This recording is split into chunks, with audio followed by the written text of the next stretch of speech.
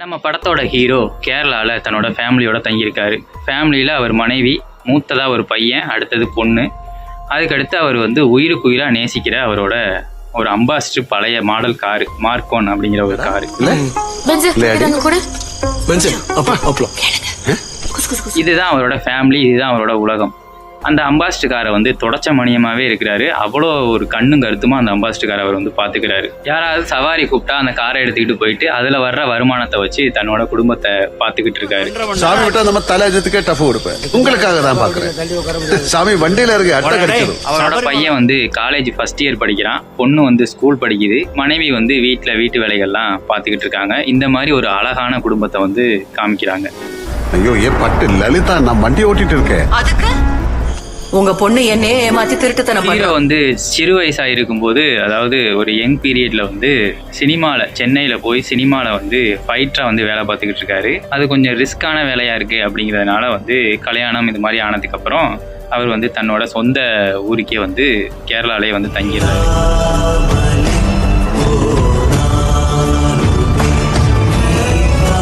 Master மூலியமா ஒரு gift கிடைக்குது. அந்த கிஃப்ட் தான் இந்த காரு. ஸோ அதனால அவர் மாஸ்டர் மேலையும் அந்த காரு மேலையும் அவரும் அவ்வளோ அன்பா இருக்கிறாரு. அந்த காரை தொடச்சிக்கிட்டே இருக்கிறாரு அப்படிங்கிற மாதிரி நிறைய சீன்ஸ் படத்துல காமிக்கிறாங்க.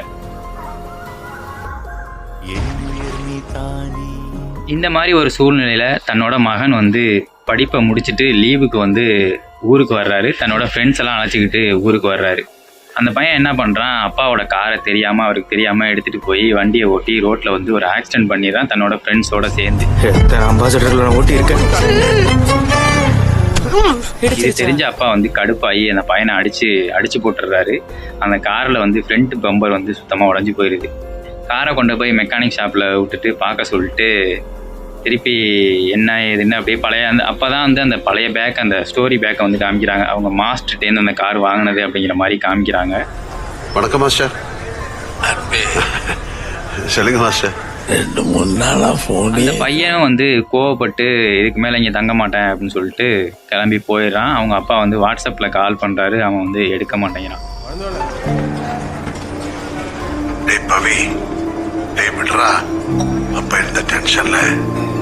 இந்த மாதிரி ஒரு சூழ்நிலையில அவருக்கு ஒரு ஃபோன் வருது. இது மாதிரி உங்க அம்பாசிடர் இந்த மாதிரி ஸ்டேஷன்ல மாட்டிக்கிச்சு, வண்டியை சீஸ் பண்ணியிருக்காங்க, டிரைவர் தப்பிச்சு ஓடிட்டான், வண்டியை மட்டும்தான் சீஸ் பண்ணியிருக்காங்க, வண்டியில கஞ்சா இருந்துச்சு அப்படின்னு சொல்லி ஒரு ஃபோன் கால். அந்த நாதாரி வேலை பார்த்துக்கிட்டு இருந்தான். அது இப்பதான் பையனை வேற அடிச்சு விட்டோம், வண்டி வேற ஆக்சிடென்ட் ஆயிடுச்சுன்னு கொண்டு போய் இதுல விட்டுருந்தோம், இந்த மாதிரி ஆகிப்போச்சு அப்படின்ட்டு கடுப்பாகி போய் அவர் ஸ்டேஷனுக்கு போறாரு. அங்க இருக்கிற இன்ஸ்பெக்டர் சப் இன்ஸ்பெக்டர் வண்டி சாவியை கொடுக்க முடியாது, வண்டியை சீஸ் பண்ணியாச்சு, இந்த வண்டிக்கு பர்மிட்லாம் இல்லை, எத்தனை வருஷத்து வண்டியா இன்னும் ஓட்டிக்கிட்டு இருக்க அப்படின்னு சொல்லி சத்தமெல்லாம் போடுறாரு. வண்டியெல்லாம் நான் நல்லா தான் சார் வச்சிருக்கேன், வண்டிக்கு ஆனால் இதுதான் கிடையாது, பர்மிட் தான் கிடையாது, மற்றபடியெல்லாம் ஒன்றும் இல்லை அப்படின்னு சொல்றாரு. ஆனால் ஒத்துக்கனோட டாக்ஸி பர்மிட் எங்கடா சார்? அந்த தகர டப்பா வண்டிக்கு யாரா டாக்ஸி பர்மிட் கொடுத்தாரு? இந்த மாதிரியே ஒரு 2-3 நாள் போகுது. ஒரு மாதிரியா அவரு ஒழுங்கா சாப்பிட மாட்டாரு. அந்த வண்டி மேல இருக்கிற பாசம், அந்த அன்பு அப்பதான் அவருக்கு வெளிப்படுது. அந்த அளவுக்கு அந்த காரை அவர் பார்த்துக்கிட்டு டெய்லி போய் அந்த காரை போய் பார்த்துட்டு துடைக்கிறது, அந்த வண்டியை ஒரு குப்பைமேட்ல போட்டிருக்க மாதிரி போட்டிருக்காங்க, அதை போய் துடைக்கிறது, இது மாதிரிலாம் பண்ணிக்கிட்டு இருக்காரு.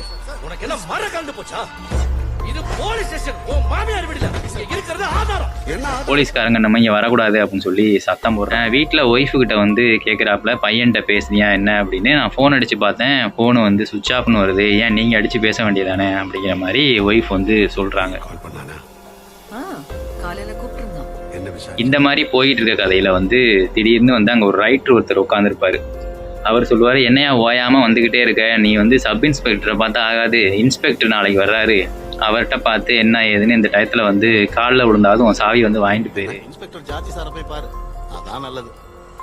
நம்ம ஹீரோவும் போய் இன்ஸ்பெக்டர் கையில காலில் விழுந்தாவது அந்த சாவியை வாங்கிடும் அப்படின்னு சொல்லி அந்த நேரத்துக்கு போய் இன்ஸ்பெக்டர்கிட்ட கேட்குறாரு. இன்ஸ்பெக்டரும் மத்திசம் பண்ணி வச்சு சப் இன்ஸ்பெக்டருக்கும் இவருக்கும் மத்திசம் பண்ணி வச்சு அந்த சாவியை வாங்கி கொடுத்துட்றாரு. நீ அங்கிருந்து அந்த வண்டியை எடுத்து இவர்கிட்ட கொடுத்துரு.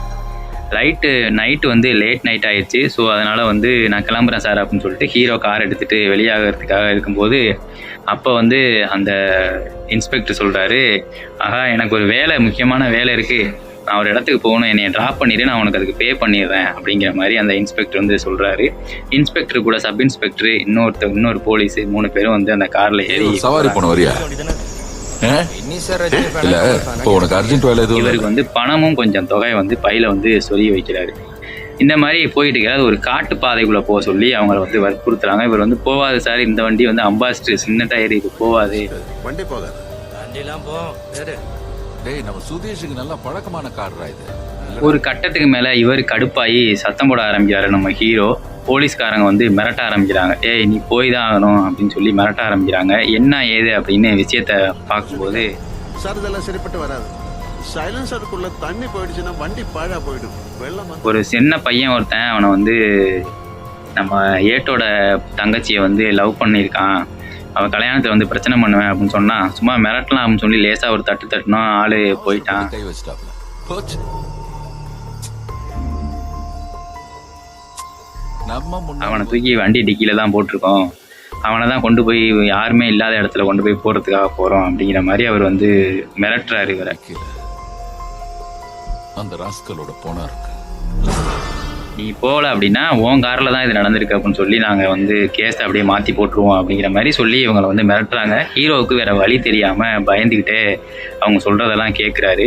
கார்லேயே உட்காந்துருக்காரு. அந்த பையனை தூக்கி கொண்டு போய் இப்ப இந்த காட்டுல இன்னொரு போன விழும். உங்களுக்கு இப்போயே வந்து அந்த புரிஞ்சிருக்கும், நான் சொல்கிற கதையை வச்சே உங்களுக்கு புரிஞ்சிருக்கும். ஆல்ரெடி வந்து நீங்கள் யூகிச்சிருப்பீங்க. நான் இந்த இடத்துலையே வந்து நான் யூகிச்சிட்டேன் என்ன நடக்குது, என்ன அடுத்தது நடக்க போகுது அப்படிங்கிறத.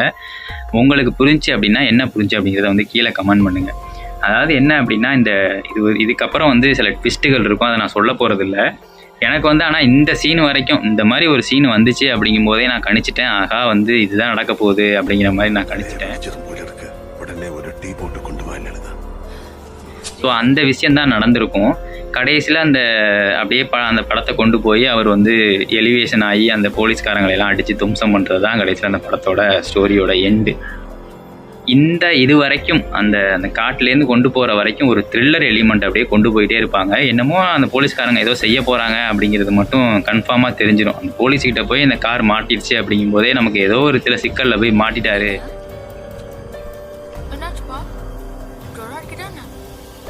ஃபுல் படத்தையும் பார்க்குறப்ப படமாக வந்து இது ஒரு நல்ல படங்க, நல்ல கலெக்ஷன்லாம் பண்ணியிருக்கு. போன மாதமே வந்து இந்த படம் வந்து ரிலீஸ் ஆகிருக்கு. தமிழ் டப்பில் வந்து அவைலபிளாக இருக்குது, நீங்கள் பார்த்து என்ஜாய் பண்ண. எனக்கு என்ன தோணுச்சு அப்படின்னா, இந்த மோகன்லால் அந்த ஃபேமிலி பேக்ரவுண்டு, அந்த வீடு, இதெல்லாம் பார்க்கும்போது எனக்கு வந்து திருஷ்யம் 1, 2 வந்து ஞாபகப்படுத்தினா அந்த கதையும் இந்த கதையும் வேறு கதை தான். பட் ஆனால் வந்து இந்த கேஸ்டிங் அந்த மாதிரி ஒரு குடும்ப பாங்கான ஒரு சுச்சுவேஷன் அப்படிங்கிறது வந்து அந்த திருஷ்யத்தை வந்து ஞாபகப்படுத்துறதை வந்து தவிர்க்க முடியலை அப்படின்னே வந்து சொல்லலாம். ஒன்னு தியாகராஜ மாஸ்டரோட டீம், இன்னொன்னு எங்க பழனி மாஸ்டர். மோகன்லால் சாரோட நடிப்பு வந்து அல்டிமேட்டா இருந்துச்சு. ரொம்ப யதார்த்தமான ஒரு அப்பா கேரக்டர், ரொம்ப நல்லா நடிச்சிருந்தாரு.